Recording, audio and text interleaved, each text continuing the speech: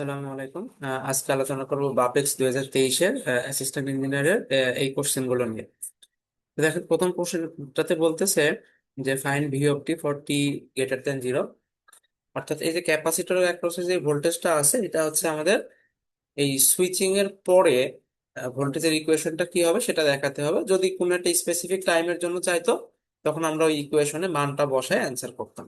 এখানে আপাতত আমাদের ইকুয়েশন দেখালে চলবে, যেখানে আমাদের একটা হিন্ট দিয়ে দিছে যে এই যে সুইচটা আছে এটা টি ইকুয়াল জিরোতে ক্লোজ হচ্ছে। তো এটা অনেক সময় কিন্তু নাও বলতে পারে যে সুইচ ক্লোজ হচ্ছে নাকি ওপেন। এই তীর চিহ্নের ডিরেকশন দেখে বুঝতে হবে যে সুইচটা আসলে ক্লোজ হচ্ছে নাকি ওপেন হচ্ছে। যেমন দেখেন, তীর চিহ্নটা ডাউনওয়ার্ড আছে, তার মানে যে সুইচটা এই এর সাথে লেগে যাবে। যদি তীর চিহ্নটা এরকম থাকতো, তার মানে বোঝা যেত যে সুইচটা ওপেন হয়ে যাচ্ছে। তো এইটা যাক একটু আমাদের ছোটখাটো বিষয় খেয়াল রাখতে হবে। তো এখানে বুঝতেছি যে সুইচটা টি ইকুয়াল জিরোতে ক্লোজ হচ্ছে, তার মানে এর আগে অর্থাৎ টি লেস দেন জিরোতে সুইচটা ওপেন আকারে ছিল।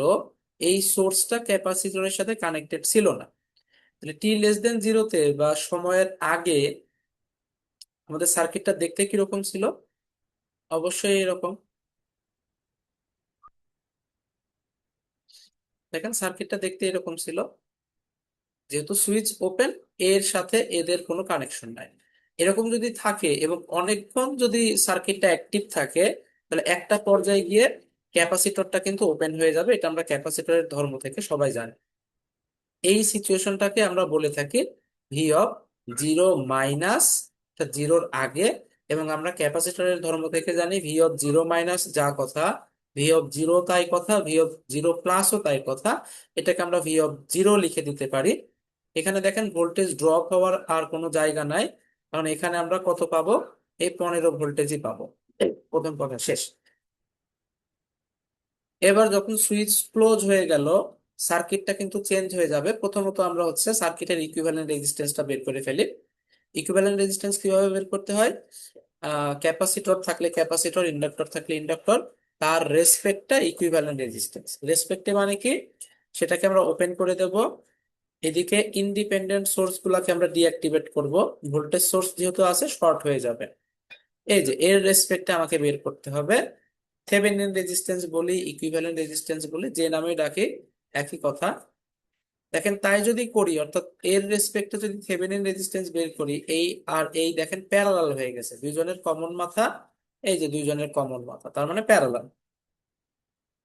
2 ওহম আর 6 ওহম হচ্ছে প্যারালাল, তাহলে আর থেভেনিন কত আসবে? 2 গুণ 6 ডিভাইডেড বাই 2 যোগ 6। 6 দুগুণে 12/8। তাহলে এটা আসতেছে 3/2। তাহলে এখান থেকে আমরা টাও বের করে ফেলি, যেহেতু ক্যাপাসিটর টাও হবে হচ্ছে আর সি অথবা আর থেভেনিন ইন্টু সি। এর সাথে যে 1/3 গুণ করে দেব, তার মানে 1/2। আচ্ছা, এরকমই রাখি, যেহেতু আমাদের 1/টাও লাগে। 1/টাও করলে কত হবে? এটা উল্টায় গেলে 2 হয়ে যাবে। আচ্ছা, এবার ভি অফ ইনফাইনাইট বের করতে হবে। ভি অফ ইনফাইনাইট মানে কি? ক্যাপাসিটর যদি স্যাচুরেট হয়ে যায়, ওই অবস্থায় আমাদের হচ্ছে ভোল্টেজটা কত, সেটাই হচ্ছে ভি অফ ইনফাইনাইট। এবং ওই সময় অবশ্যই সোর্স গুলোকে কানেক্টেড অবস্থায় রাখতে হবে। এই সোর্স যদি কানেক্টেড থাকে, স্যাচুরেট হয়ে গেলে ক্যাপাসিটর কি open.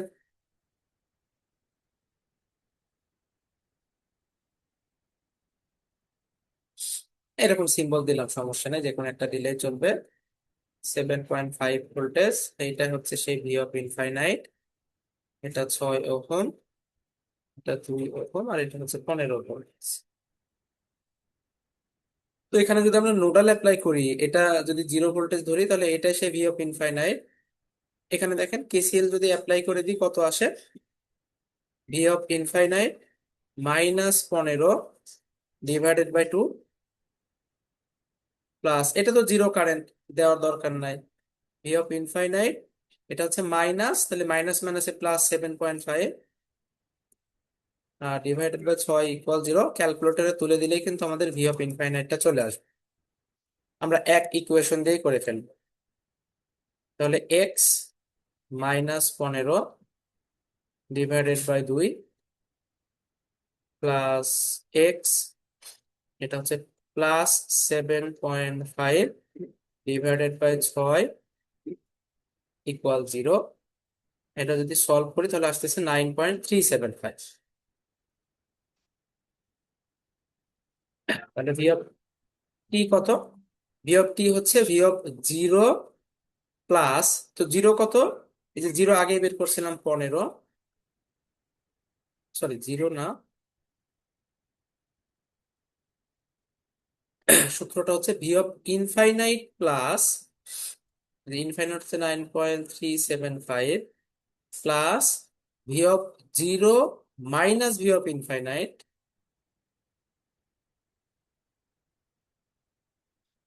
Into E to the power minus T by tau. তো মাইনাস দিলাম 1/τ, মানে এটা উল্টালে 2 হয়, তাহলে এটাকে আমরা লিখে দিতে পারি 2t, যেহেতু ভোল্টেজ, তাহলে ভোল্টেজ এটাই হচ্ছে আমাদের অ্যান্সার। তো এটা আমরা ক্যালকুলেটরে করলে দেখেন চলে আসবে 15 মাইনাস অ্যান্সার, এটা করলে আসছে হচ্ছে 5.625। এটা বসাই নিয়ে তাইলে চলবে, এটাই হচ্ছে আমাদের অ্যান্সার। আচ্ছা, এইটা আহ, হয়তো পরবর্তীতে কারেকশন করা হয়েছে, আপনারা ওই কারেকশন যে পিডিএফটা আছে ওইটা থেকে দেখে নেবেন। আর যারা নতুন হয়তো অর্ডার করবেন তাদের বইতে কারেক্টেড অবস্থায় পাবেন। যাই হোক, আপনারা এটা একটু খেয়াল করে নেবেন, যাদের থাকবে না তারা কারেকশন করে নেবেন, আর যাদের আছে তাদের তো আছেই। আচ্ছা, এমনি মান বা সবকিছু ঠিকঠাক আছে, শুধুমাত্র প্লাস মাইনাসের একটু ঝামেলা আছে, আমি একটু বলে দিচ্ছি, আপনাদের বইয়ের সাথে মিলাই নেবেন। যেহেতু এটা ল্যাগিং, এই লোড ওয়ানের যে কমপ্লেক্স পাওয়ার অর্থাৎ S1, এটা হবে হচ্ছে power by power factor angle, এটা হবে হচ্ছে প্লাস, অথবা চিহ্ন না দিলেও চলে, না দিলেও আমরা প্লাসই বুঝি, কজ ইনভার্স 0.6 kVA। তো বইয়ে প্রথমে এটা ভুলে মাইনাস দেওয়া হয়েছে। S2 তাহলে কত হবে? 400/0.8। এটাও একই প্রবলেম, বইয়ে ভুলে এখানে মাইনাস দেওয়া হয়েছে, বাট এখানে আসলে প্লাস হবে। যাদের বইতে এখানে মাইনাস থাকবে তারা কেটে প্লাস করে নেবেন। তাহলে এই যে পুরো সিস্টেমটা, এই সিস্টেমের এখন বর্তমানে টোটাল কমপ্লেক্স পাওয়ার কত? S1 আর S2 যোগ করলে যা আসে তাই, এটা আমরা ক্যালকুলেটরে করলে বুঝতে পারবো। অর্থাৎ 500 divided by 0.6 angle cos inverse 0.6 plus 400 divided by 0.8 angle cos inverse 0.8। আচ্ছা, এটা এরকম রাখতে পারতাম, বাট আমরা এই পুরো সিস্টেমের রিয়েল পাওয়ারটা জানতে চাই। তার কারণ ক্যাপাসিটর অ্যাড করলেও রিয়েল পাওয়ারটা কিন্তু আনচেঞ্জ থাকে, যেহেতু ক্যাপাসিটরের সাথে কোনো রিয়েল পাওয়ার অ্যাড হচ্ছে না, এজন্য আগেও রিয়েল পাওয়ার যাওয়া থাকে, পরেও রিয়েল পাওয়ার তাই থাকে।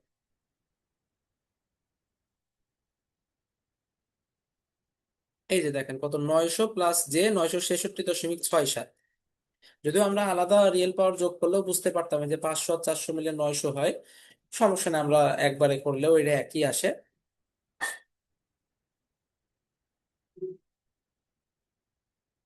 এটা কেভি। আচ্ছা, এইখানে আর একটা কারেকশন আছে, বইতে এখানে মাইনাস দেওয়া আছে। স্বাভাবিক কথা, এই দুই জায়গায় যদি মাইনাস দিই তাহলে এখানে মাইনাস চলে আসে ক্যালকুলেটরে, ওই হিসাবে বইতে এখানে মাইনাস পড়ে গেছে, এবং যে টার্মটা বইতে মিসিং আছে। তাহলে বইতে এখানে যাদের ঠিক আছে তারা ঠিক থাক, আর যাদের নাই তারা এখানে প্লাস জে বসাই নেবেন এস ফোল্ডের ক্ষেত্রে। এখন দেখেন, নিউ যে আমাদের সার্কিটটা তৈরি হবে মানে পাওয়ার ফ্যাক্টর ইমপ্রুভ করার জন্য, সেই ক্ষেত্রে কি করব? এদের সাথে একটা প্যারালালে জাস্ট ক্যাপাসিটর অ্যাড করে দিচ্ছি। তো প্যারালালে যদি ক্যাপাসিটর অ্যাড করি, কাহিনী হচ্ছে এই পুরো সার্কিটে এক্সট্রা কোনো রিয়েল পাওয়ার অ্যাড হচ্ছে না, শুধুমাত্র একটা রিয়াক্টিভ পাওয়ার অ্যাড হচ্ছে। তার মানে রিয়েল পাওয়ার স্টিল কত, 900 থাকতেছে, পাওয়ার ফ্যাক্টর 0.95। তাহলে আমরা বলতে পারি যে নতুন কমপ্লেক্স পাওয়ার, অর্থাৎ এই যে নতুন যে সার্কিটটা পেলাম, এটার কমপ্লেক্স পাওয়ার কত হবে? 900/0.95। এটা যেহেতু ল্যাগিং, এখানেও প্লাস হবে, মাইনাস থাকলেও এটা চেঞ্জ করে নিলাম, এত কেভিএ। এটা হচ্ছে নতুনটা, এটা হচ্ছে পুরাতনটা। দেখেন, নতুন আর পুরাতনের ভিতরে পার্থক্য কি? শুধু একটা ক্যাপাসিটর। তার মানে এই দুইটাকে যদি আমরা মাইনাস করি তাহলে আমরা কি পাবো? ওই ক্যাপাসিটরের যে রিয়াক্টিভ পাওয়ারটা আছে সেটা পাবো। তাহলে আমরা কি করব, নতুন কমপ্লেক্স পাওয়ার থেকে পুরাতন কমপ্লেক্স পাওয়ার বাদ দিলে যে মানটুকু পাবো, অ্যাঙ্গেল নিয়ে আপাতত আমাদের মাথা ব্যথা নাই, যে মানটুকু পাবো ওইটাই হবে হচ্ছে আমাদের ক্যাপাসিটরের রিয়াক্টিভ পাওয়ার। তাহলে যে এটা পেলাম মাইনাস আগেরটা, সরি সরি এটা তো যেটা উঠে, আচ্ছা দেখি এটা, আচ্ছা এটা 900, আচ্ছা এটা আগেরটা উঠে আছে, তাহলে আমাদের নতুনটা থেকে আগেরটা বাদ দিতে হবে। নতুন কত, 900 ডিভাইডেড বাই পয়েন্ট, সরি 0.95, এটা অ্যাঙ্গেল নিচ্ছি কজ ইনভার্স 0.95 মাইনাস ওই যে যেটা পেলাম সেটা। এখন দেখেন যে অ্যাঙ্গেল আছে, আমরা শুধু মানটুকু নিয়ে কাজ করব, অ্যাঙ্গেল আর নিব 670.85 কে ভার।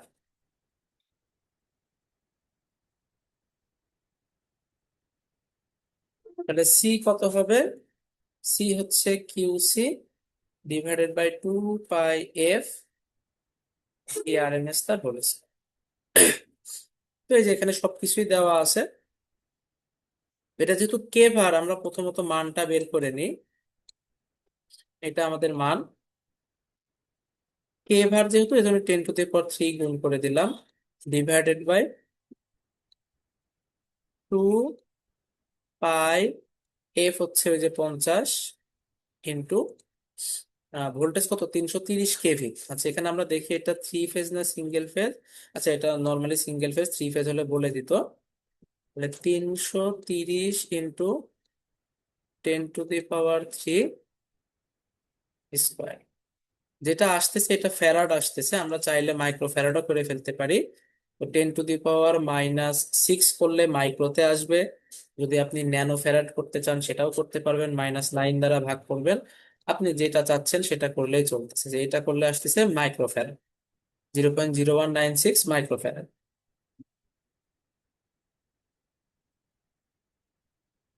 কেউ যদি মনে করেন যে আমি হচ্ছে ন্যানো ফ্যারাডে দেখাবো, দেখাতে পারেন, এটা টোটালি আপনার ইচ্ছা।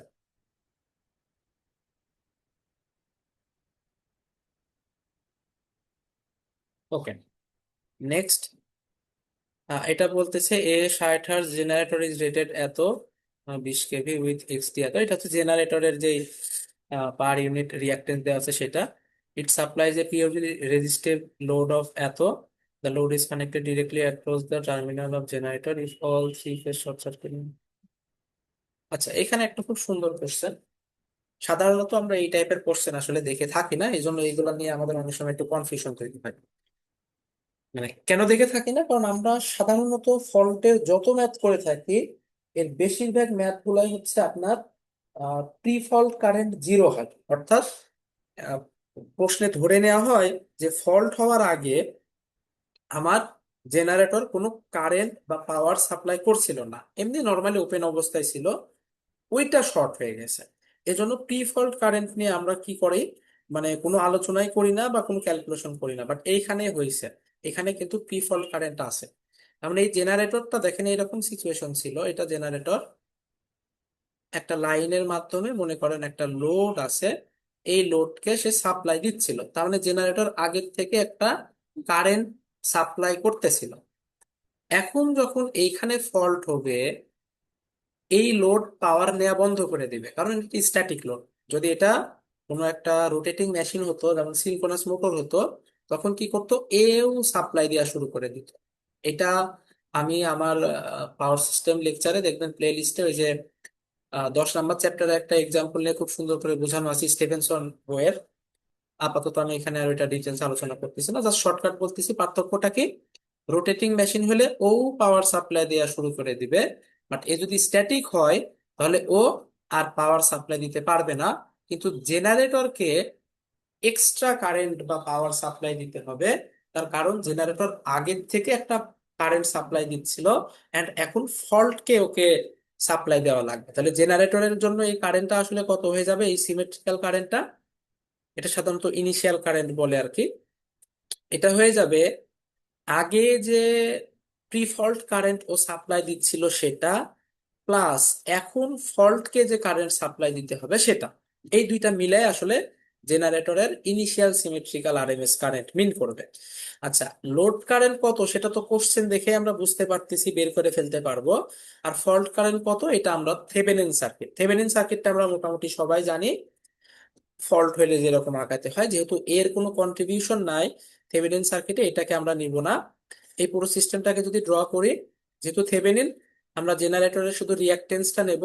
ইন্ডিপেন্ডেন্ট সোর্স শর্ট, লাইন আছে। লাইনের কি কোনো কিছু দেওয়া আছে? উম,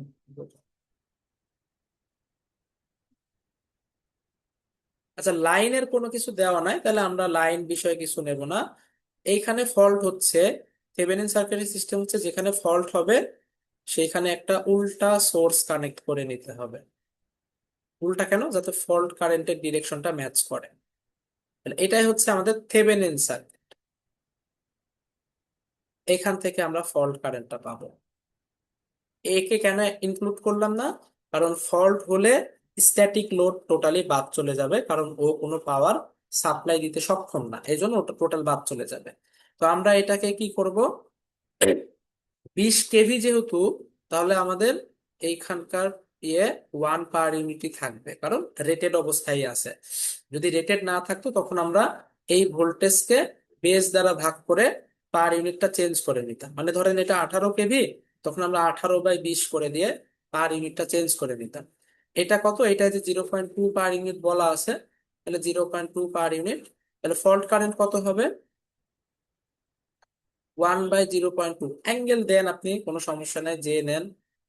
আচ্ছা, অ্যাঙ্গেল তো নিতেই হবে, কারণ যেহেতু আমাদের আলাদা আলাদা কারেন্ট যোগ করা লাগতেছে, নাহলে ওই যে আবার স্কোয়ার এই সেই করা লাগতো, ওইসব ঝামেলায় আমরা যাবো না। বাই 0.2 আই, তাহলে এটা করতেছে 5। -90 ডিগ্রিকে আসলে -j ও লেখা যায়, 5 পার ইউনিট। আমি একবারে অ্যাকচুয়াল করব পরে। আচ্ছা, এই যে প্রিফল্ট কারেন্ট যেটা IL, এটা কত? দেখেন লোড কত, 400 megawatt. Rated voltage same, rated voltage same. Rated voltage যদি সেম হয়, তাহলে এস পার ইউনিট এবং আই পার ইউনিট সমান হয়ে যায় কখন? At rated voltage. এটা সবসময় মনে রাখবেন, এটা কিন্তু মুখস্থ না, এটা কনসেপ্ট বোঝার জিনিস। কারণ এস সমান ভি বাই, সরি, এস সমান ভি আই। তাহলে ভোল্টেজ যদি 1 হয়ে যায়, তাহলে যে ভি ইন্টু আই করলে শুধু আই বলা যায়। তো এটা সবসময় ইউজ করা যাবে না, এটা তখনই আমরা ইউজ করব যখন সিচুয়েশনটা রেটেড ভোল্টেজের জন্য হবে। এস পার ইউনিট কত? বেজ সবসময় জেনারেটরের যেটা আছে ওইটাকে আমরা নিয়ে নেবো, যেহেতু ওর রেসপেক্টে সবকিছু করতে চাচ্ছি। আমাদের, আমরা অন্যটা নিতে পারতাম, কোনো সমস্যা নেই, এটা জরুরি না যে ওইটাই নিতে হবে, বাট হিসাব সহজ হবে, এই জন্য আমি এই দুইটাকে আসলে বেজ ধরে নিচ্ছি। পরীক্ষার খাতায় লিখে দিবেন যে আপনি এটাকে বেজ ধরতে চান। তাহলে পার ইউনিট কত হবে? এস পার ইউনিট কত হবে? অ্যাকচুয়াল হচ্ছে 400, আর বেস কত? এই যে 500। অনেকে বলতে পারেন যে এখানে তো 400 মেগাওয়াট আছে, তাহলে এখন কি করবো? দেখেন, এটা পিওরলি রেজিস্টিভ লোড। তো পিওরলি রেজিস্টিভ লোড যেহেতু, মেগাওয়াটও যা কথা, ওর জন্য এমভিও তাই কথা। আর কোনো কিছু চেঞ্জ করার দরকার নাই। তাহলে 400/500 কত আসে? 0.8। যেহেতু পিওরলি রেজিস্টিভ, আমরা এটাকে 0 ডিগ্রি পার ইউনিট বলে দিচ্ছি। আর কোনো পাওয়ার ফ্যাক্টর থাকলে আমরা সেই হিসাবে অ্যাঙ্গেলটা দিয়ে দিতাম। এখন দেখেন, তাহলে আইজি সমান কত? এই যে IL পেলাম আর IF পেলাম, এই দুইটার যোগফল। তাহলে যেটা পেলাম এইটার সাথে যোগ করে দেবো কত? 5I। মানে এই যে প্লাস মাইনাসে মাইনাস, এই জন্য একবারে দিয়ে দিলাম। তাহলে 5.06 -80.91।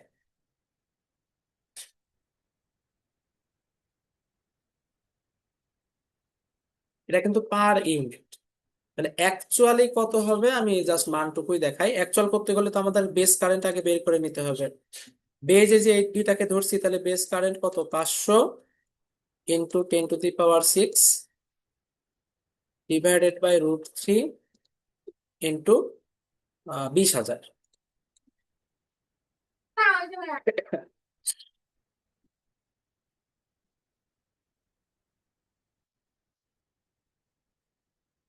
এটা হচ্ছে বেস কারেন্ট গুণ এই 5.06। তাহলে আচ্ছা, এটা অনেক বড় আসছে, আমি একবারে কিলো করে দিই, তাহলে আমার আমার জন্য লেখা সুবিধাজনক হবে। 73.034 কিলো অ্যাম্পিয়ার,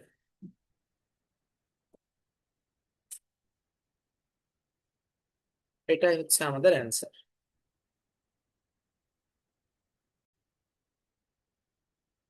আচ্ছা, এখানে একটা বিষয় একটু দেখেন, যে কোশ্চেনে কিন্তু বলতেছে symmetrical RMS current in the generator in per unit on base of এত। আচ্ছা, এখানে যে দুইটা জিনিস আমি আগে আসলে খেয়াল করি নাই, সেটা হচ্ছে বেজও আমাদের বলে দিছে, সো এটা আর ধরার কোনো উপায় নাই, যেটা বলে দিছে ওইটাই ধরতে হবে আমাদের। ওকে, সবকিছু ঠিকঠাক আছে, জাস্ট এই দুইটা আমি খেয়াল করি নাই। আর অ্যান্সার পার ইউনিটে করতে হবে, অ্যাকচুয়ালে না। তার মানে আমাদের এই যে লাস্টের এই অংশটুকু আসলে করার দরকার নাই, যদি আমাদের অ্যাকচুয়ালে বলে দিত অথবা না বলতো, সবসময় বেস ইনফরমেশন থাকলে অ্যাকচুয়ালি অ্যান্সার করতে হয়, কিছু না বললে। এখানে যেহেতু পার ইউনিটে বলা আছে, এজন্য আমি আর এটা করব না, এটাকে অ্যান্সার হিসেবে লিখে দেব। এটাকে আমি তাহলে বলে দেবো হচ্ছে অ্যান্সার। আর যদি এই ইন পার ইউনিট কথাটা না বলা থাকতো, তাহলে অবশ্যই আমি অ্যাকচুয়ালি অ্যান্সারটা করতাম।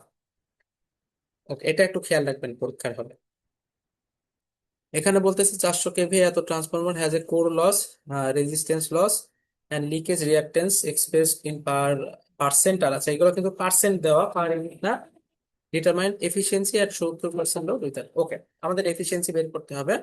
প্রথম কথা, কোর লস যেহেতু দেওয়া আছে, আমাদের এটা আর চেঞ্জ করার কোনো দরকার নাই। তাহলে কোর লস আমরা পার ইউনিটে অ্যান্সারটা করে ফেলি, সমস্যা নেই। কোর লস হচ্ছে 0.45, এটা কোর লস 0.45%। তাহলে এটাকে যদি আমরা পার ইউনিটে করতে চাই, তাহলে কত হবে? এটা 100 দ্বারা ভাগ করে দিতে হবে। 100 দ্বারা ভাগ মানে হচ্ছে দশমিক আরো দুই ঘরের দিকে আসবে, 1 2 এত পার ইউনিট। রেজিস্ট্যান্স লস পার ইউনিটে যা কথা, কপার লসও পার ইউনিটে তাই কথা। এখন এখানে একটা ইম্পর্টেন্ট জিনিস আছে, সেটা হচ্ছে রেজিস্ট্যান্স লস পার ইউনিটে যেটা দেওয়া আছে, সেটা রেটেড অবস্থায় দেওয়া আছে, বাট আমাদের বের করতে হবে 70% লোডে, তার মানে এটা চেঞ্জ করে নিতে হবে।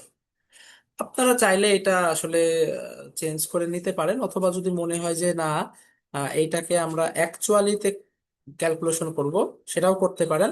ওই হিসাবটা যেহেতু অনেকের একটু বুঝতে সুবিধা হয়, আমি সেটাতেও দেখাই দিচ্ছি।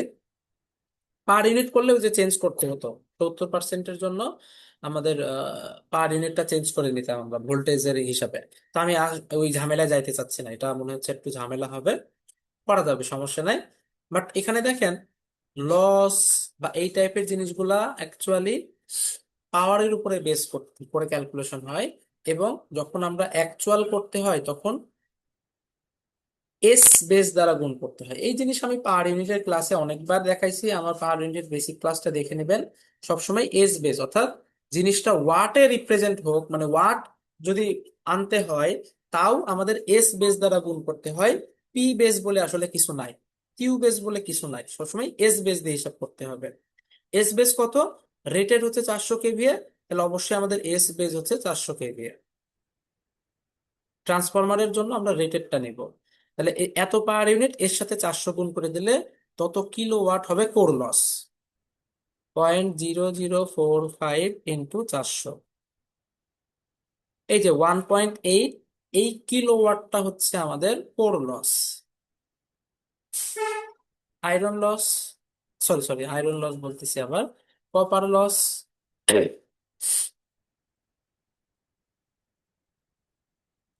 এই কপার লস দুই ভাবে ক্যালকুলেশন করা যায়। সেটা হচ্ছে ফুল লোড কপার লস বের করে নিতে পারি আমরা, দেন এত স্কোয়ার করে দিলেই চলতেছে। আর যদি একবারে আমি মনে করি 70%-এর জন্যই বের করব,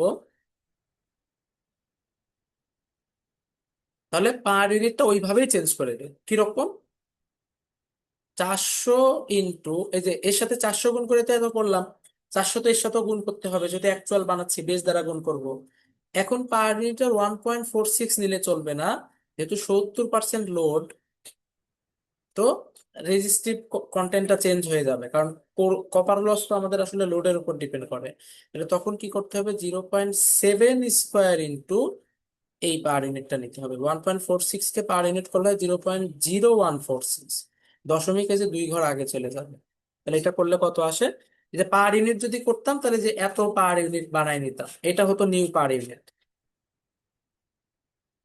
তাহলে 0.7 স্কোয়ার ইন্টু 0.0146।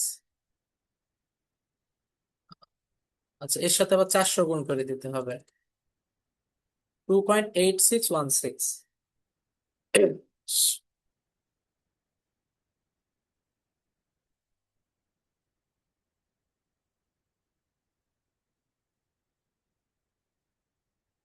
আর তো কোনো কিছু নাই, এবার জাস্ট আমরা এফিসিয়েন্সি করে দিলেই চলতেছে। আমাদের ফুল লোড হচ্ছে 400,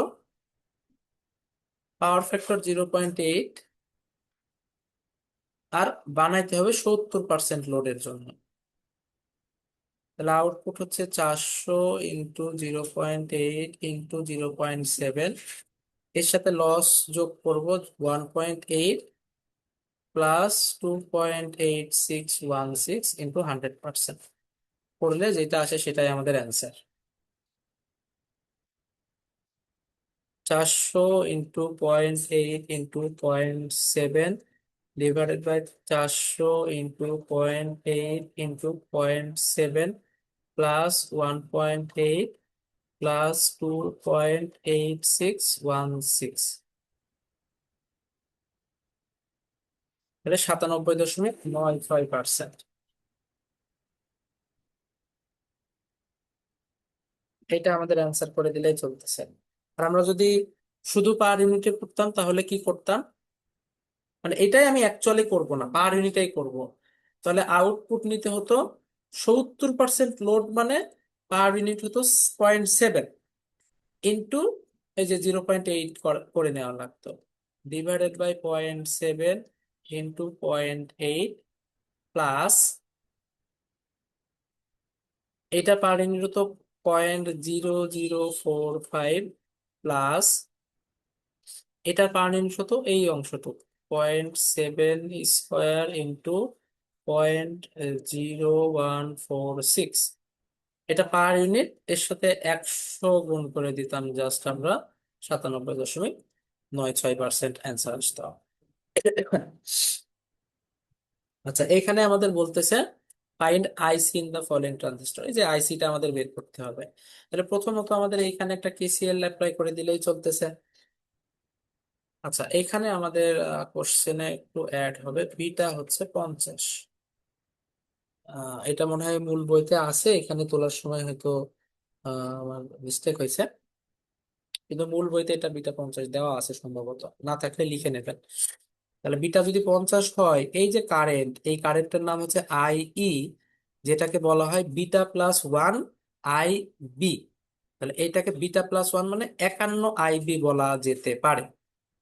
তাহলে এখানে যদি আমরা কেসিএল কেভিএল অ্যাপ্লাই করি, কত হয়? -3 প্লাস 5 আইবি প্লাস, এটা তো 0.7 প্লাস 51 আইবি ইন্টু 3 ইকুয়াল 0। এটা সলভ করে দিলে আমাদের আইবিটা চলে আসবে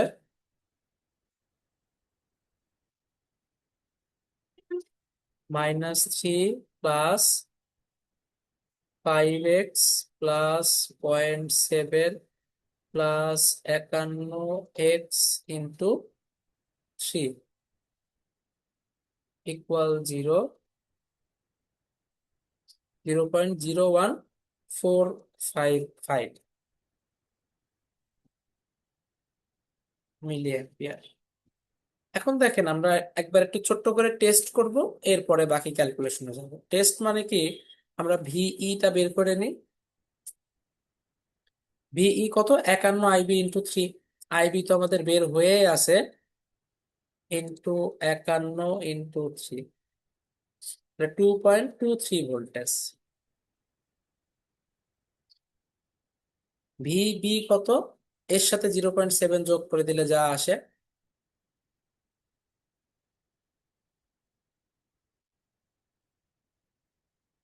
তাহলে 2.93। এবার ভিসিটা কত আসতেছে? নয় থেকে 2 আইসি বাদ দিলে যা থাকে তাই। ও না, এখানে আবার একটা কাহিনী আছে। হ্যাঁ ঠিক আছে, 9 থেকে 2 আইসি বাদ দিলে যা থাকে তাই, এটাই ভিসি বলা যায়। তাহলে 9 - 2 × আইসি মানে কত, 100 আইবি। আইবি যে 0.0145, 6.1 ভোল্টেজ।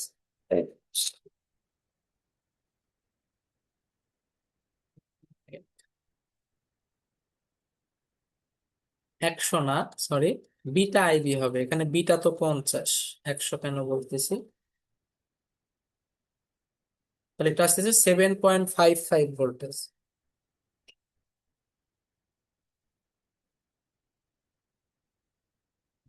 এই যে দেখেন, এখানে দেখাই যাচ্ছে যে ভিসি ভি বির থেকে বড়, আর ভিবি ভিইর থেকে বড়, তার মানে এটা আসলে অ্যাক্টিভ। অ্যাক্টিভ মানে আমাদের এই পুরো ক্যালকুলেশন ঠিক আছে, তাহলে আমরা সিম্পলি বলে দিতে পারি আইসি সমান 50 আইবি। 50 আইবি মানে কত, যে এর সাথে 50 গুণ করলে যা আসে তাই,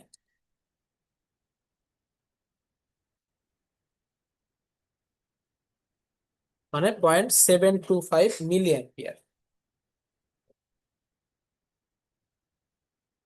আপনি দশমিকের পরে আরো সংখ্যা যদি বাড়ান, এই মানটা একটু কম বেশি আসতে পারে, এটা বড় কোনো ইস্যু না।